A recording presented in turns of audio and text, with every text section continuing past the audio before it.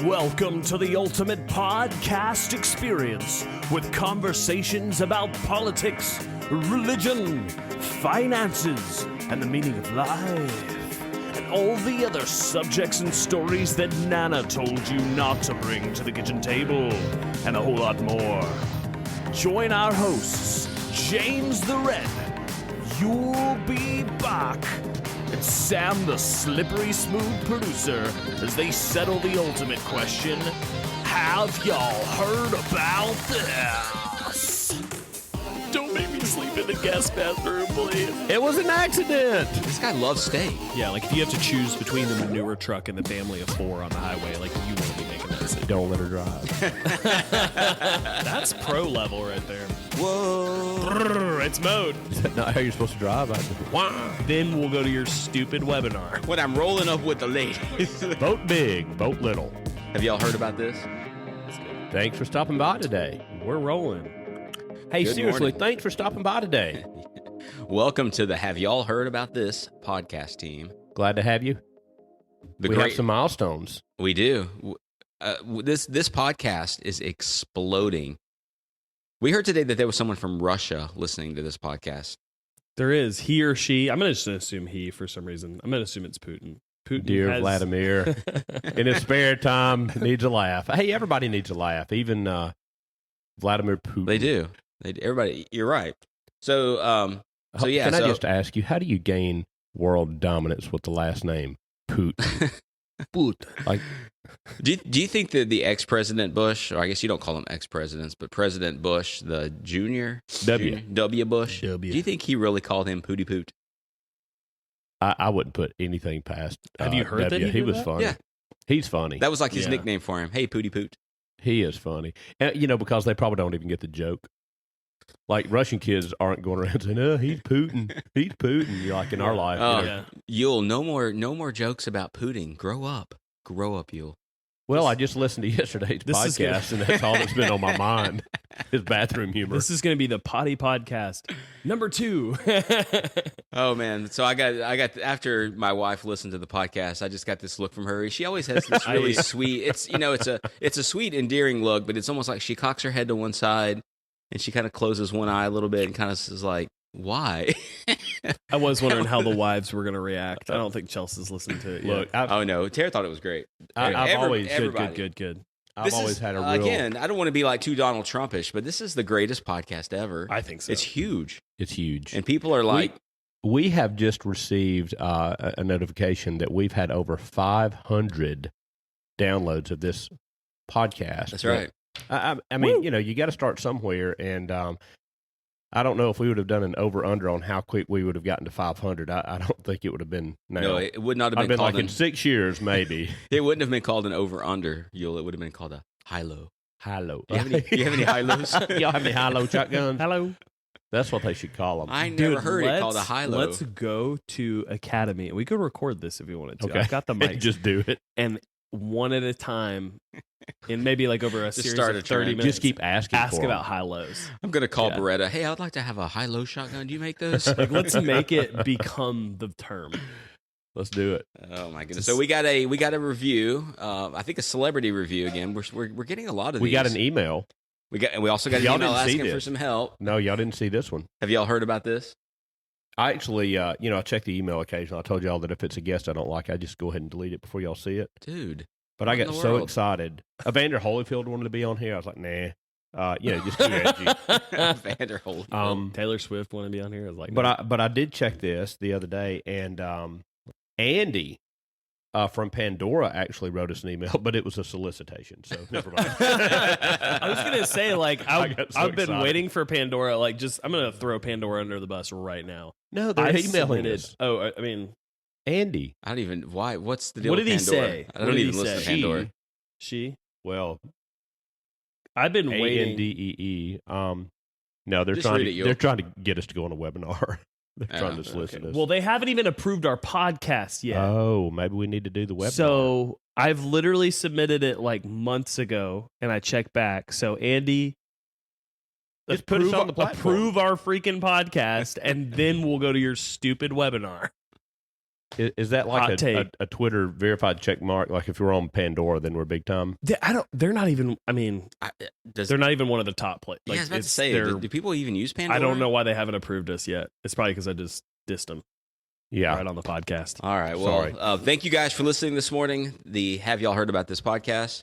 If you have questions for us, email us at HYHAT@gmail at podcast or that was not it. HYHATpodcast@gmail.com. HYHAT. Right. Yeah. HYHAT. It's straight up the acronym for our show. Have y'all heard about this? It's active. It's live. You can email it right now. We have some logos.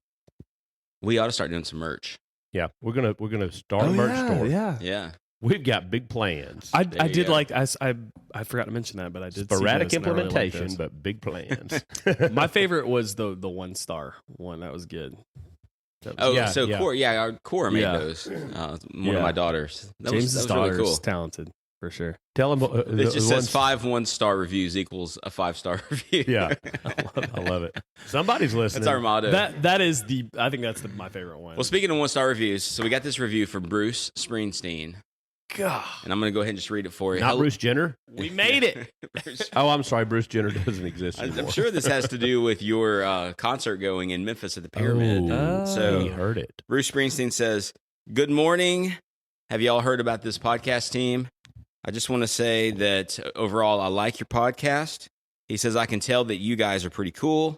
I can tell that you guys have been sprung from cages down on Highway 9, chrome-wheeled, fuel-injected, and stepping out over the line. Whoa." You put the whoa in there? I added that part. He said, listening to your podcast makes me long for the glory days when Supreme Court justices could tell what a woman was, when gas prices were not $5.81 a gallon, and when you could send your kids off down the street and wouldn't worry about them never returning. Huh. He's based. It is, yeah. He says, "However, I can only leave you 1 star because sometimes Eule does naughty things to bathroom sinks." It was an accident. I bet Bruce Springsteen has done a lot worse. Looking back, my life that night was really just a Seinfeld episode. I tell you what, like again, I think we set that up. You know, there have been, and again, we're not going to get in. This is not going to be the bathroom issue again, but sometimes urinals in bathrooms are designed in weird ways. They are. So you can't ever tell. I can't find one that won't splash down like onto the. I mean, it's just they're filthy. The floor? Or is that I mean, they're filthy. When you flush it, it's like... Well, I mean... Man, I had a good buddy of mine who got married and went to the Chattanooga Golf and Country Club for his reception. It's a pretty fancy country club here. I used to valet there. Yeah, it's beautiful. They have ice packed in the urinals, which I thought was I don't know the science behind that, but I thought... That's still fancy. That's fancy. You ever go into a really nice place and they have a kind of like a valet in the bathroom handing you your towel, but he's also got a tip jar next to it? Yeah, like, that's crap. I want to pay to come in here. I avoid those places. Yeah. Hey, I got to play golf one time at the Chattanooga Golf and Country Club. Did you? I did. One time, this is the funniest thing.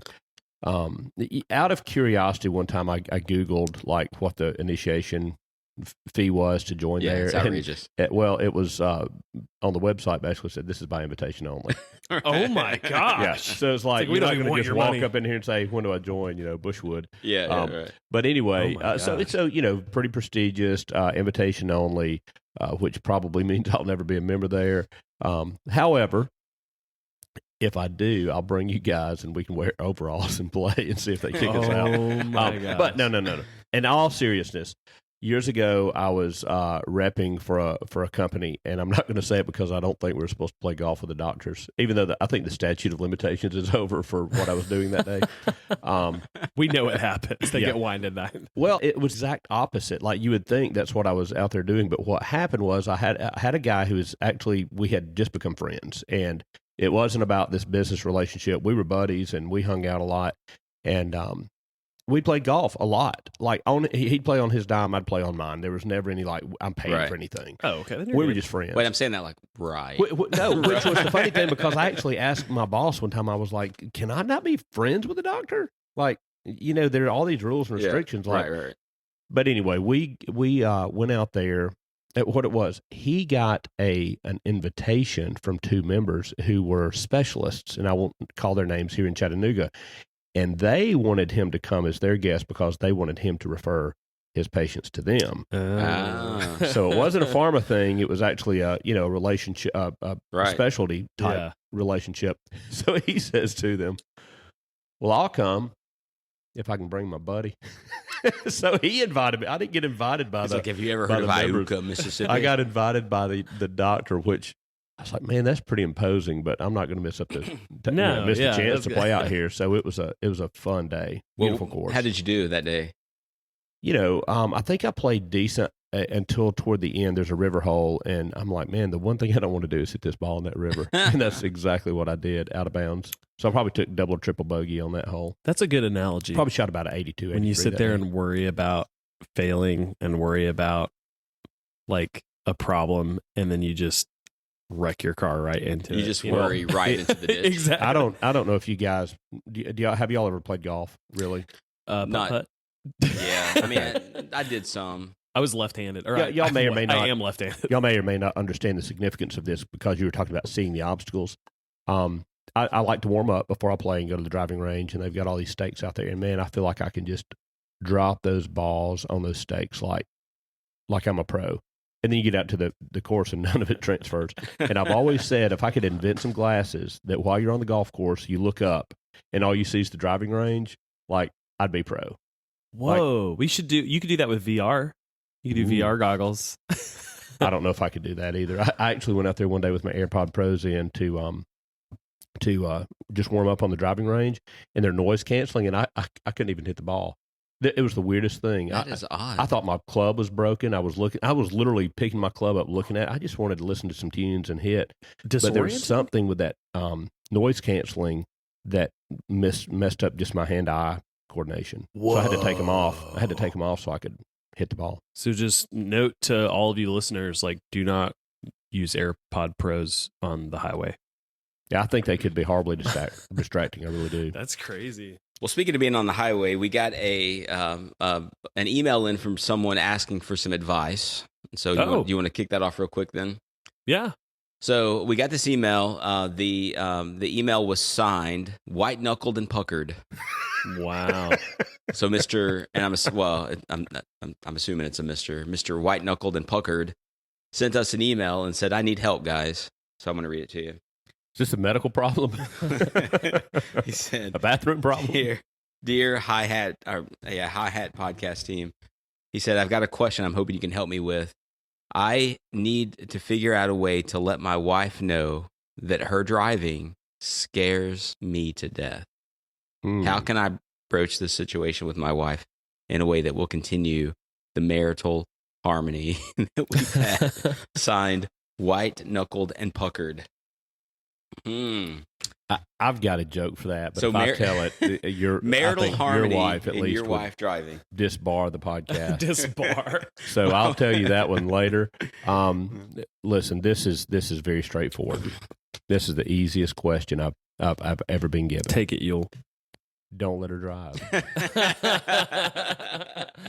You heard it here, folks. I think what you need to do, I think you need to have a complete paradigm shift in your marriage. So I think what you need to do is you need to get a really fancy black suit and one of those hats, like a show forward wear. And I think you just need to say, "Darling, I'm going to drive you all over Chattanooga. Like, you are my special guest." That's pro level. In the back seat, you just get back there. You can get your iPad out. Let's unravel this. Maybe she's driving because 10 years ago she wrote Hints from Heloise, and she said, "How do I tell my husband this?" And she's like, "Well, honey, why don't you just drive?" She's like, "My husband is the most boring driver I've ever been." The only time Chelsea drives, and this isn't like a sexist thing or anything. Like, it's just, I don't know. Like, my dad always drove. It's about to be sexist. I don't mean to offend anybody here. My dad always drove, and so obviously Chelsea drives herself when she's alone. But when she how do you know that? Actually, I don't. It could be Justine. It's Justine. No, quick little story. When we were we used to live in this apartment complex that kind of had like a square parking lot, and you could kind of drive around it. Drift around it. Not drift around. And Justine, I think she was like very young. She was like maybe 18 months or something. And she goes, we used to call her Teeny, because Justine and Teeny, and she was really a small little baby. So she goes, Teeny drive the car, Teeny go around. She went, and like she was requesting at like 18 months or whatever to drive the car. And Sam's like, you can't even reach the pedals. Exactly. He's like, can't be any worse than your mother. I would let Alex. Now he's 6, and so this is probably a 5-year-old thing he was doing. But I would let him drive the car, like sit in my lap and steer. Oh, yeah. When we would get off of one road to the road to our house, we I were love living on. that. And Thomas Paul hated it. He's like, don't, like, that made him scared. Don't let him do that. He's going to wreck us. He's going to kill us all.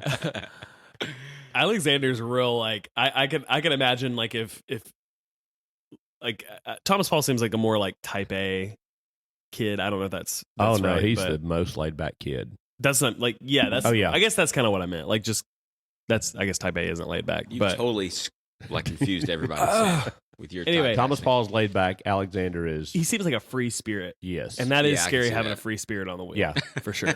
All right. So now that we're on Even this when they're subject, 5 or however old he is. I suffer from the same problem. I really Like your and- wife is a crazy driver? no. Oh, you just suffer because it gives me. Listen, she's probably a great driver. probably. You said probably. I try not to ever let her drive. There's something that happens with me. I get very anxious. And Jill, I'm being honest. If you're listening, I love you. You're not a bad driver. I just can't. It's me. It's not you. Don't It's make me me, sleep honey. in I'm the guest confessing. bedroom, I'm please. confessing to you.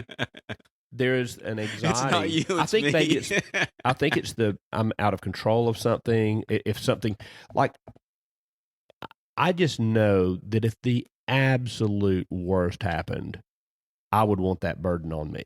Yeah. And it just bothers me, like to be sitting there driving or riding, thinking if the worst happened, I can't. Yeah, like if you have to choose between the manure truck and the family of 4 on the highway, like you want to be making that decision, not Jill. I don't want this to be a crappy podcast. Yeah, this just you guys are just like, I just want to be the providers of my family. So That's what my we're talking typical about. solution, my typical solution is that I drive. I do the driving. If we go to the beach, we drive 6-8 hours. I drive all the way down there. I drive all the way back. Wake up. Well, I like to drive, so I do I too. just think being behind the wheel to me just is very intuitive, and I enjoy it. But I will say I have ridden with ladies, and I'm not talking about my ladies in particular.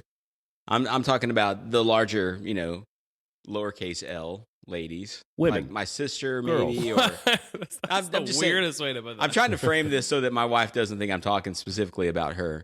I kind of am, but not really. But I've noticed that a lot. Tara, Of, he's winking at Now us it as sounds he like you're says riding this. with the ladies. That's what it sounds like. Yeah.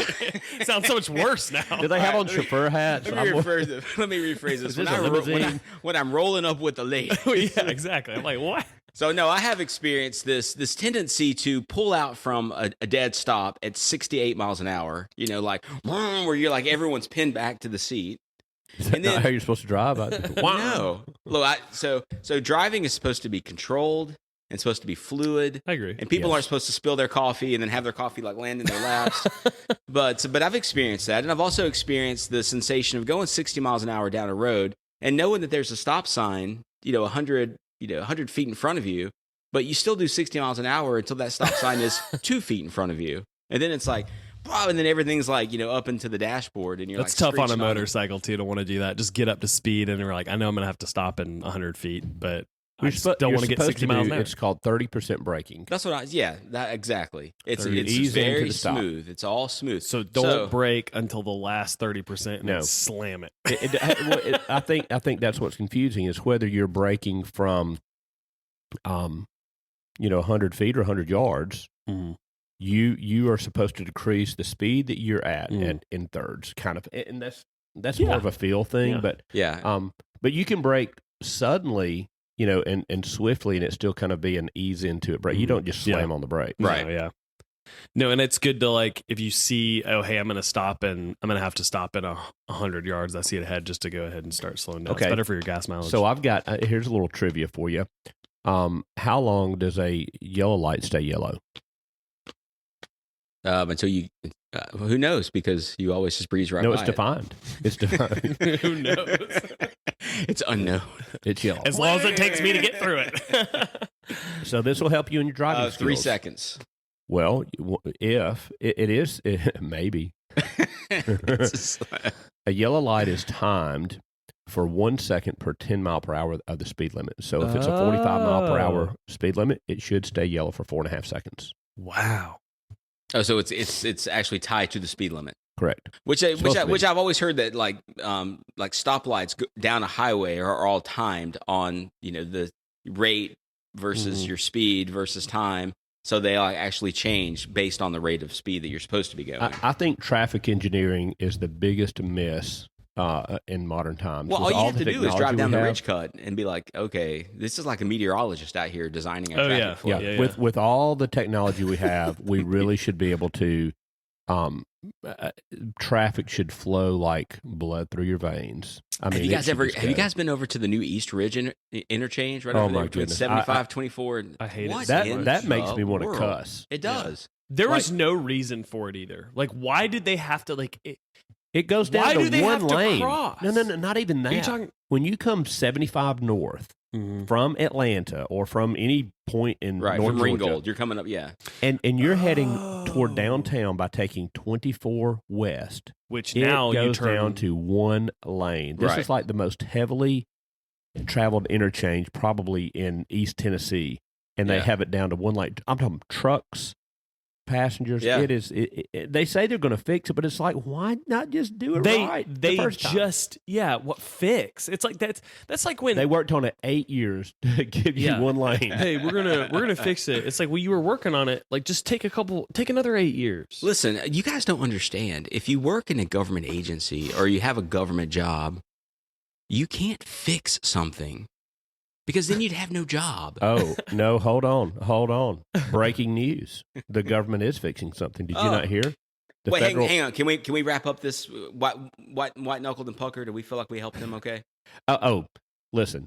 I will tell you this. If you are ever in the and this is not just your wife, you have this right if you're any driver. If you are a passenger in a vehicle, the driver's right. And your driver is in the left-hand lane and they are being passed on the right-hand side of the vehicle, you have a right to yank their hair and pull them into the right lane physically. You can actually grab the wheel and move them over to That's the a state lane. law. You can do that. That's not a state law.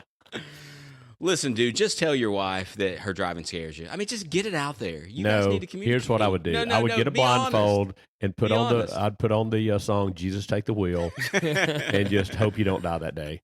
You've not died yet. And you may not know it when you do. Well, that's true. That's true. If your wife is the driver that slams on her brakes at the very last second, just say, baby, 30%. Just say 30%. Listen, explain 30% braking. I disagree. You cannot. That's bad advice, and I'm going to tell you why. Why? You cannot advise your spouse while they're driving, and any be taken. No, you're absolutely right. Listen, white knuckled and pucker, do not have this conversation while you're sitting in the passenger seat. Like, go have a nice dinner somewhere, put on a nice suit, give your wife a nice dress and flowers, and say, by the way, say babe. We'd like to talk about something. Yeah, don't do it in the car. It will not be taken in the spirit it's given.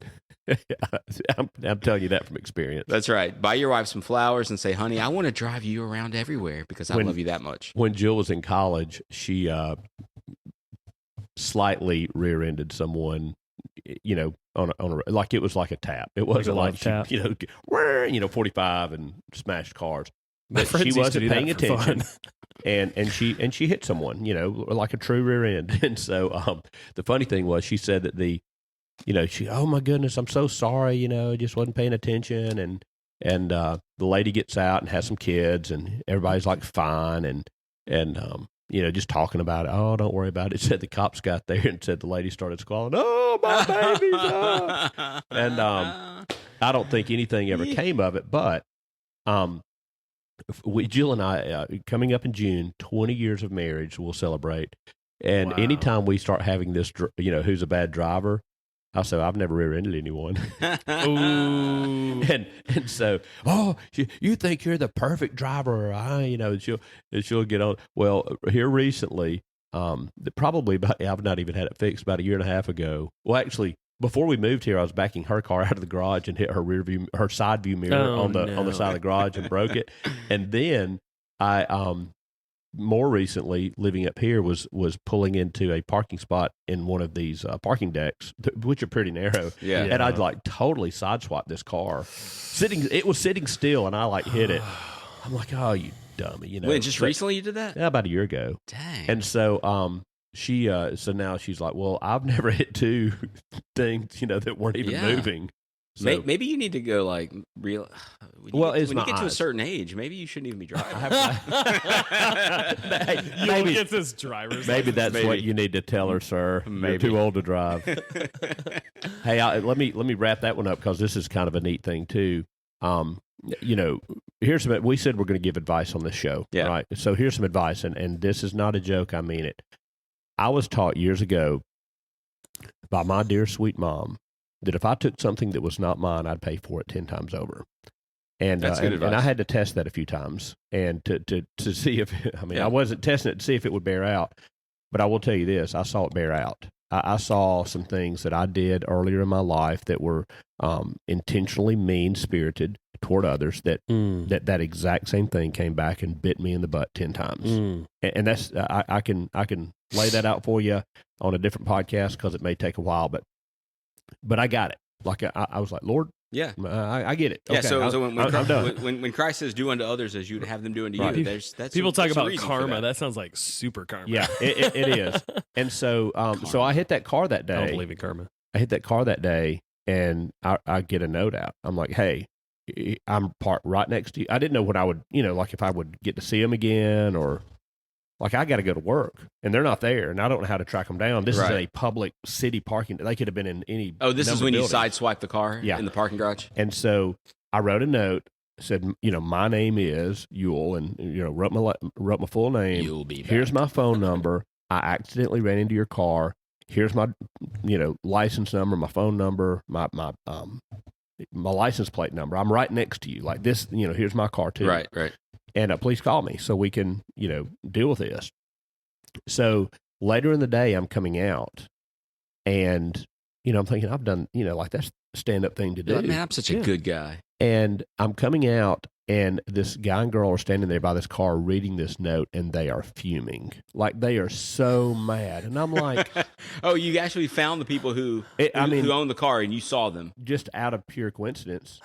Like this like 6 hours later did I see them. You just walk by, pretend like another car is your car. I can see this anger on their face. And I just, I go into like pure Gomer Pyle. I was like, hey, it was me. It's me over here. And I'm so sorry. And of course I went to him and I said, look, take it to a body shop, have them call me, tell me what it, if it's more than my insurance deductible, I'll turn it in on my insurance. If it's not, I'll just write a check and have it fixed. And so, they're like, okay. I'm like, they didn't do a police report? No police report. Always get a police report. So that one, with it being a parked car, it's tough because, if you get in an accident, you always want to do a police report if that person's there because they can always later come back and be like, he broke my neck, or ghost you, like you never hear from them. Oh yeah, they called me. A body shop called me from Dunlap and said, hey, here's what's going to cost to do the car. It's like I don't know. $1,200 or something. Oh, I said, okay. Well, that's not terrible. I said, I'll tell you what. I said, if I mail you a check today for prepayment for $1,000, will you take it? And the guy goes, send it on, buddy.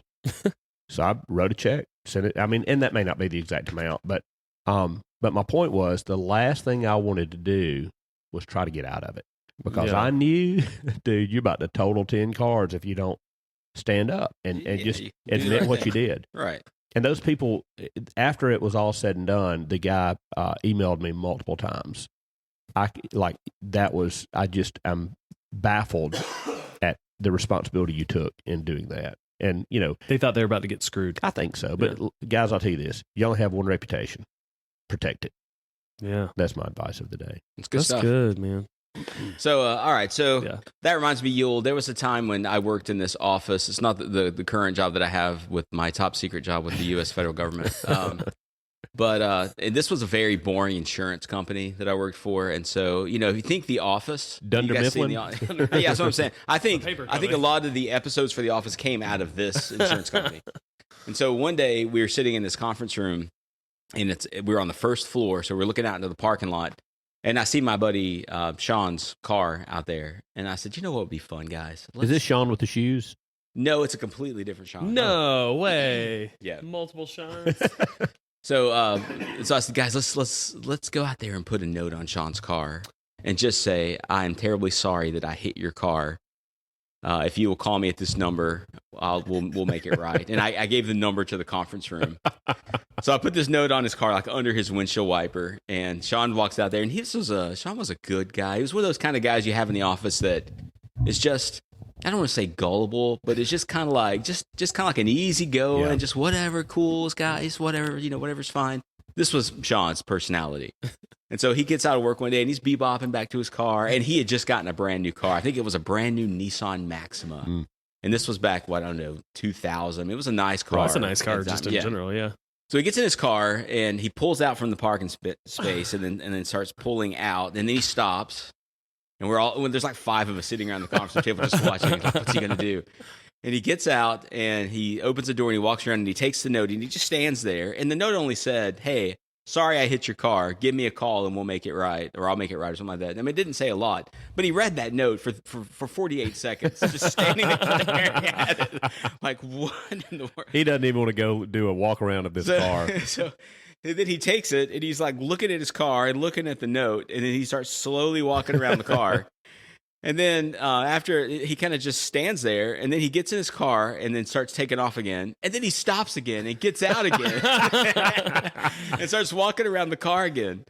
And so finally, he gets back in the car, and then we get a phone call, and this because the number, and he's like, "You hit my car?" And I was like, "Yeah, I just want to tell you, I hit your car. But, the more I think about it, you were parked kind of too close to the line. And I don't really think it's my fault. And I know I dinged it up pretty good, but I ain't going to pay for any of that." And then he was like, "What are you talking about?" Something similar. My dad, they had an office, and there was a guy that worked at an office next door that drove this Corvette, and he'd always park it really far away from other cars. He was very obviously proud of it. And he said they one time left a note kind of similar that was like, "Sorry about your car." And then they wrote a phone number, but then made it look like the last 4 had gotten kind of smeared off with cement.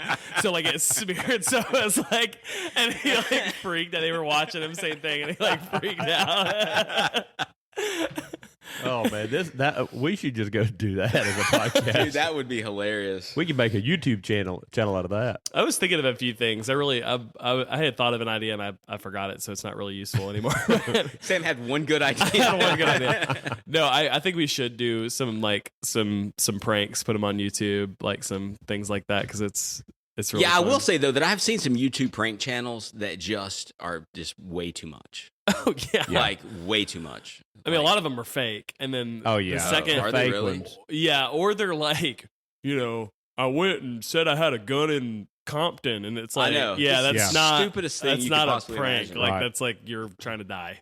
It's I went up to these all these guys in the hood or whatever, and I said, "Hey, you want a pup?" Yeah, you want a pup? And then I gave him a lollipop. Yeah, and I gave him a sugar. It's just I like the ones. I like the ones where the guys fall into people at Home Depot and stuff. Dude, that's and then this one guy, he bows up on a guy you're not playing with me, guy. We're gonna fight. Oh, it's just prank, Have you seen the guy that does the prank channel where he goes around he's talking on the cell phone at Target and stuff, and he'll say something like, "That's the ugliest baby I've ever seen." Yeah. And the woman's like, "Are you talking about me?" And he's like, "I'm on the phone," but he doesn't even have a phone. He's doing. One, I think it might be the guys that fell down or did a lot of that. One of them, they would be talking on a banana or something like that. Did you guys ever see the people that would go to a supermarket and they basically get 2 gallons of milk and just act like they just slam that milk down. Milk goes everywhere. They throw one up in the air. Those are good. My Those are favorite, messy, my but those are favorite funny. one was the like quitting from jobs that like we don't work at or whatever. And one guy, it was like one of those. This is my. I need to find this video because I laughed so hard. It was like one of those stores that had like kind of an upper level or like a balcony type thing, and there was like a big like pit of like something kind of soft you could land into. And Yeah. so so this is going to be like a listener advisory if you're like. No offense, I'm not like saying suicide's funny or anything, but he like he was just like, I can't take it anymore. Like I don't know where he just like jumped Jumps. into the like I can't remember. It was a big basket full of like, foam balls or something. Where did like, you work? Chuck E. Cheese? It was like somewhere like Kroger or something like Jumped that. into them. And he just made it like look like he was trying to like jump off like in Oh my gosh. So white knuckled and puckered, you can always open the car door while your wife's driving 80 miles an hour and say, I can't take it no more. Roll out. Just roll out. Yesterday, Federal Reserve Chairman raised the basis point 50 points, which was the equivalent of 0.5% of interest. And then the stock market rallied because they thought it was going to be worse. They thought it was going to be like in the next session, maybe even like 75 basis points. So I wanted to give some very strong stock market advice. All right. today. good. I do need it. to get my stocks out Let's anyway. do it. So Warren Buffett was once asked, "What's the market going to do tomorrow?" And he said, "Fluctuate." And so my stock market advice is derived. Cryptocurrency. No, Oh, sorry. It's derived from Marcel Ledbetter of Jerry Clower fame, South Mississippi, and it's simply this: buy low and sell high.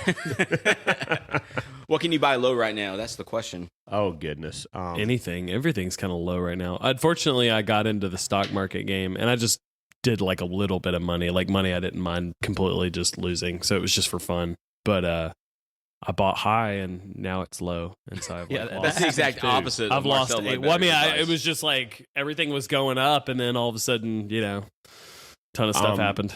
The my dad called me very recently, and he said, "Hey, and this is why my dad's not a stockbroker." He said, "I think you need to get into that Amazon stock." He goes, "In May they're doing a 5-for-1 split." I said, "Yeah, but that doesn't affect the value of the stock." He goes, "What do you mean?" I said, "It's like going and a 4-for-1 split would be like taking $1 and say, giving me 4 quarters. Like you still have right. the same amount." Well, no, he said, "But I think once it gets, once they split that stock out and all this, I mean, it may stuff, still, it may grow over the years. But So the day he called me, Amazon was trading at see if I don't have my glasses on. Amazon was trading at like 3,300 and I think 65 or 85, but over almost $3,400 a share. Okay. Today it's $2,500 a share. So it's literally dropped nearly a third of value $1,000 since the day he called me. So we did not make any sort of financial move on that tip he gave me. But You're like, I'm all in. today would be a pretty good day to buy the dip on Amazon. I think this is not meant to be financial advice. We're not financial advisors or fiduciaries. That was good. You had that just canned right there. That was good. I couldn't. I just couldn't stomach buying stock in Amazon. There's just no way. I just think I'm Just from like my conscience wouldn't let me do that. my gut tells me that like land, houses, things like that are way better investments than the stock market. I can Oil. control those things. Guys, there are corporations who are buying up property and houses in our country left and I'm right. talking about like BlackRock. BlackRock is one of them. Zillow. Yeah, and what they're doing, these are major corporations who are, in my opinion, are just going to whitewash the entire country. There's not going to be, one community looks different than another community. It's just going to be like it all looks the same. And so you got to fight that. Pretty much what most neighborhoods are now. I mean, you can identify a neighborhood that was built before 2000 and one that was built after 2000 just based I know on they like, all have the exact is same it things. cookie cutter? You've got a PetSmart, you've got a Bed Bath and Beyond, you've got and they all. It's mainly the look of the houses. They have like a 2.5 square foot yard. Yeah, It's like that must be fun to mow. Just like brrr, it's mowed. Just like as you're like. All right, I've got another breaking story. All right, let's hear and it. this is actually interesting because it is a continuation of a story that broke a couple of episodes ago down in Mobile County. the Walmart. Yeah. Walmart. So you told us the story, and listeners, if you've referenced that episode, you remember that Walmart ran a scam on a lady down in Mobile, Alabama, in Sims, Alabama, if I recall correctly. That's right, yeah. And the very same day, I kid you not, go home and I see this news story locally here in Chattanooga that Oh my God. former Chattanooga city councilman arrested for allegedly taking steaks from local Walmart. So on April the 20th, and so I texted you guys and I said, "Oh my goodness, is the scam? Are they scamming up here too?" We're giving this guy the benefit of the doubt. Like, man, he's probably not stolen anything. He's a high-ranking city official. Yeah, I did. I'm like, okay. Well, okay. This poor guy. I've been too black-pilled. I'm like, yeah, of course he would. Wait, you've been too what? What'd you say? I've just been too black-pilled. Oh, black-pilled? Yeah. Yeah. So it says that's the first time I've ever heard that was the other day. Black-pilled. Yeah, it just means like, it's like the idea of like the red pill versus the blue pill, but then there's like the black pill, which is like, you just get depressed about everything. I don't normally do that. Yeah, but I think there's been times when I've been black-pilled too. Oh, yeah. I'm so cynical about everything. So yeah, sorry. So what happened? What happened was, and I'm thinking, maybe this guy's just being mistreated by Walmart, like this poor lady down there. But apparently, it says another warrant was issued Wednesday for the arrest of Erskine Oglesby, Chattanooga's deputy administrator of community development, on additional misdemeanor charges. Oh, he's definitely guilty. Allegedly, he's made arrangements. Community organizer, is that his title? Oh yeah, he's made arrangements. Since then he's turned himself in. That job is theft. Oglesby previously turned himself in on Tuesday after 2 warrants were issued for his arrest for 2 separate alleged thefts of steaks at a local Walmart. This guy loves steak. Yeah, apparently so. He needs to I thought those were love handles. Those are actually become an Ovatarian like Get Sam. this. Loss prevention officer, and I'm not going to say her name, told the police that an unknown assailant. No, I'm not going to. It says an unknown man, later identified as Oglesby, selected 2 packs of steak, scanned one, and placed both packages in his bag. The value of the unscanned package was about $12.47. These aren't even expensive steaks. Those are cheap. Dude, You're risking your job. $12.40 was risking like your job as a community organizer over a $12 steak. You better get on that filet mignon if you're going to steal them. Again, that job is theft. I don't like. It says it's a waste of tax dollars. This guy unsuccessfully ran for mayor last year, coming in 8th in a field of 15 candidates.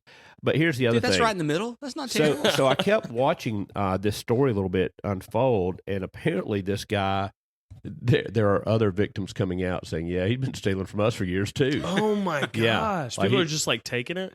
He's like the Godfather. He like walks to like an apple cart and he's like, I'm taking this apple because if you don't let me, something bad's going to happen to your business. So like unfortunately, we cannot tell you that the Walmart scam is rampant and taking effect here, but we do believe we have a steak stealer in government right here in Hamilton County. Allegedly. Goodness. Yep. So that's my breaking. A little bit more election yesterday. I'm trying to find. I can't find. Well, the election was Tuesday. What's today? Today's Thursday. Oh, okay. I can't even talk about the election because I'll start getting really. I think it was really positive. I don't want to get way into the whole election. Not the results, but I just want to figure out if David Little won his. Yeah, let's look it up. I couldn't find it. So David, write in. Tell us. Did you win? David. I'm sure Why you can't did. you find it? I don't know. Google it. You got the power of the You internet. got Google. All right. Just be like, do you know what district? I mean, you could literally probably just even look up like Alabama. Well, you would think it would election be on his Facebook page. Well, listen, breaking news, and I want to show you how politically connected I am. Yeah, we're rolling. Okay, we're rolling. This is how politically connected I am. All right. Because I couldn't find it on Google, I just texted the candidate Dang! himself. Oh my god! Like he's got a red phone in his bedroom. It's not a landline, but it is red. It's his it's the red highly pill, politically the connected red pill phone. It's his highly politically connected friend's phone, and I texted him on that one, and I said, "Did you win?" And he broke the news. Y'all ready for this? Let's hear it. Wait, who is this again? David This Little. is an exclusive on that. Like even Vote Google big, doesn't have vote this. little. No, where is he from? Like Huntsville, Alabama. Okay, Huntsville, Alabama. He's running for city council. I guess District 2. Okay, all right. I simply write. I'm right to the point. Did you win? Y'all ready for this? David responds to me almost immediately because of my deep political connection with him. Election is August 23rd. I guess that's why Eule can't find any information on it. I guess we did assume that it was going to be the same day as our election.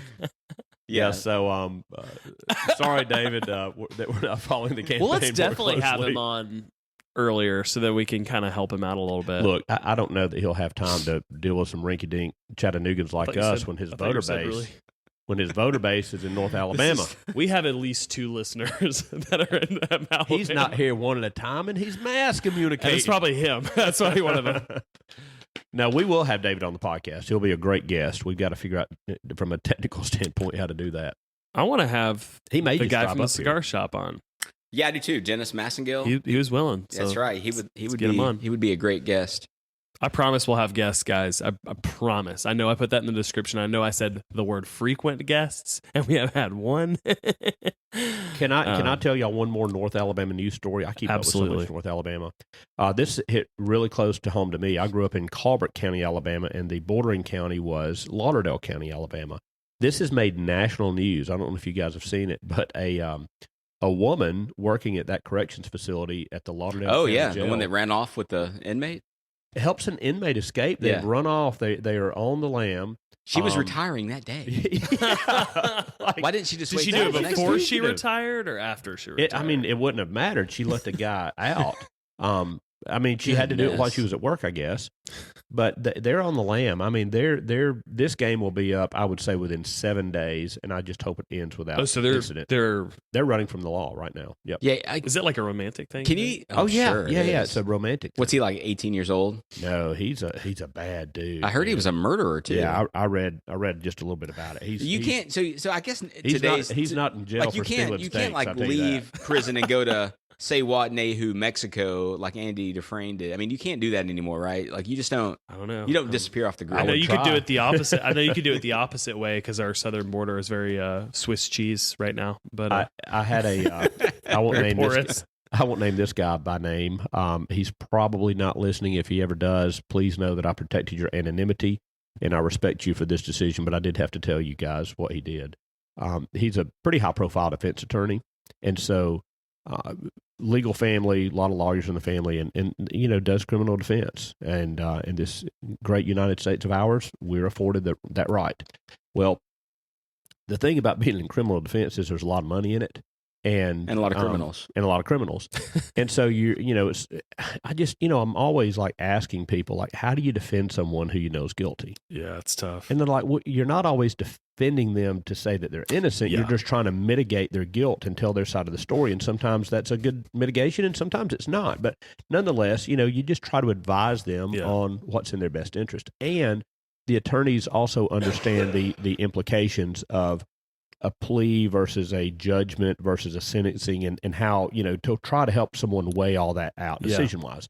So anyway, he tells me that he had a guy call him one time, and this, you guys may remember, I think, was it Clinton's administration that started this 3 strikes and you're out, or was that Daddy Bush? I don't know. I don't know. Now it's like 48 strikes. Now it's like... Yeah, that has been reversed. It just put you on first base for nothing. In my opinion, rightfully so. I don't think there is anything more egregious on your 4th. Listen, I'm not here to debate that, but 3 strikes and you're out had some horribly unintended consequences on filling jails up with people with a bunch of pot in their car, which is now practically legal everywhere. Yeah. But here's the thing. He had a guy who was a drug dealer, like self-admitted, like, this is kind of how I make my living, is I, distribute illegal drugs. And he called him. He goes, hey, look, I've bonded out, but I've been arrested. And what do I do? And my buddy, the attorney, goes, this is your 3rd felony offense. You're going to the big house for 25 years. Goodness. He goes, well, then what do I do? What's our defense? He said, flee. That's what you do. Vanish off the face of this planet with whatever resources you have, or you're going to spend the rest of your life in jail. Goodness. And by the way, I don't think he charged him for that consult. He was just telling him, you're asking me what's happening, and you're going to go back into that courtroom, and it's not, you don't even have a trial now. You have a sentencing. You're going in, and so I don't know whatever came of that guy. But Maybe that's our Russian listener. yeah, I Maybe wonder if it is. I bet you it's white knuckled and puckered. He is totally. But think of that scenario. What if you were in a position that you're like, I've just got to disappear? Like, how do you can you just go to a fishing village? I mean, That's got to be daunting. I'd stick out like a sore thumb in Mexico. Guys, I'm going to try to disappear next week and just see. No, I'm just checking. There have been a few mornings that we met at 6 that I wondered if you did. Oh.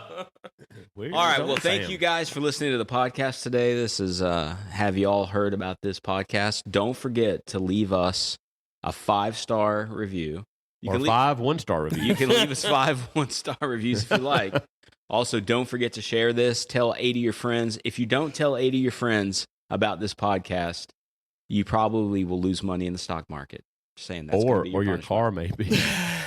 Or you might have get a note left on your sideswiped car. in the garage. White knuckled and puckered, hang in there. That's what we should do. We should write notes on people's car and be like, hey, sorry I hit you, but subscribe to Yeah, we should. HYHAT. We'll make it right if you listen to this podcast. So I hope white knuckled and puckered, hang in there. I hope your wife's driving gets better. Remember some of the things we said and make it, you need to focus on your marriage first and foremost. And communication. And communicate. And just let your wife, hang out in the back seat while you drive her around. And drive in the right-hand lane unless you're passing someone. And then once you pass them, get right back in the right-hand lane. All right. See you guys. The Have Y'all Heard About This podcast is produced by Play It By Ear Audio. Leave us a review, like us, rate us, or subscribe on whatever podcast platform you use. If you wish to contact us or you have a suggestion for the show, email us at hyhatpodcast@gmail.com.